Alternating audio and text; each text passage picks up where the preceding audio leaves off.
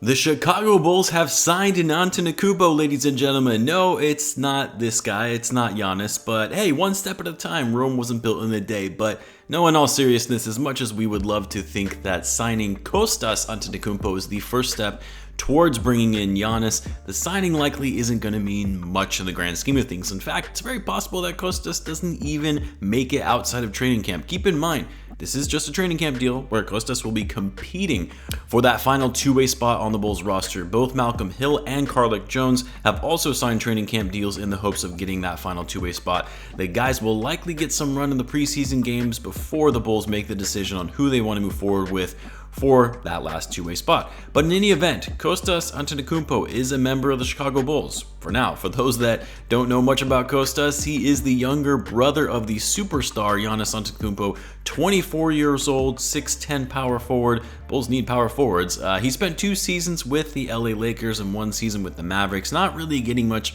playing time for either team. In fact, he's only played a total of 22 games in his entire NBA career and averaging 4 minutes per game in those 22 games. So yeah, dude's been riding the bench quite a bit for the portion of his NBA career and playing mostly in garbage time. He is an NBA champion though, as he was a member of the Lakers in that 2020 bubble title. He spent a lot of time in the G League with both the Mavericks and Lakers G League affiliates, and most recently spent this past season playing overseas in France. Wasn't a high-level recruit coming out of high school or college. He was the very last pick in the 2018 draft, going 60th overall. He showed a few flashes with his athleticism, but overall hasn't really progressed into being an NBA level player. I don't believe he's even played a single minute that wasn't garbage time in the NBA, but I could be wrong on that. He's still only 24 years old, so sure, there is potential that he could still progress and get better, but usually by this point in a player's career, if a player has not progressed to even being mildly NBA ready, where they could at least be a rotational player, they're probably never going to get there. But look,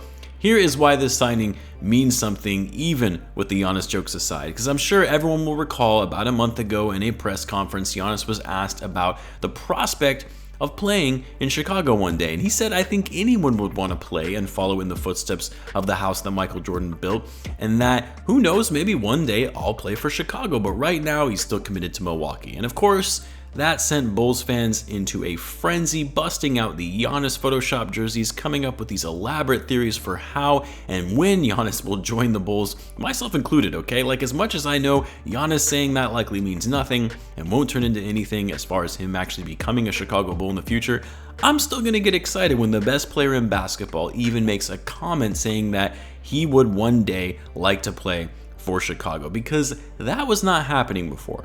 You didn't have superstar level players even hinting at the fact that they would consider playing in Chicago. Really, Kobe Bryant was the only one back when he was trying to force a trade out of LA, and I still maintain he was using that just as leverage more than anything. So for that reason alone, even if it means Giannis never comes to Chicago, it's the fact that Chicago is being viewed in a different light than it had previously, as being a destination that players want to come to. Now, as far as this training camp invite for Kostas, there is no doubt in my mind that this move was somewhat strategic on the Bulls' part to say, hey, Giannis, we heard you.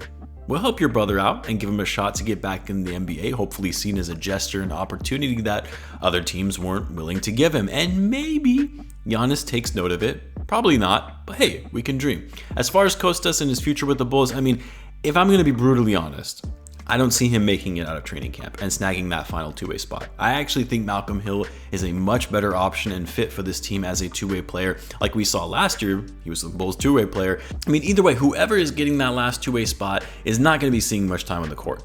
They do have to play a portion of their games in the G League for the Windy City Bulls, and when they do suit up for the Bulls, they're probably going to be at the end of the bench out of the rotation.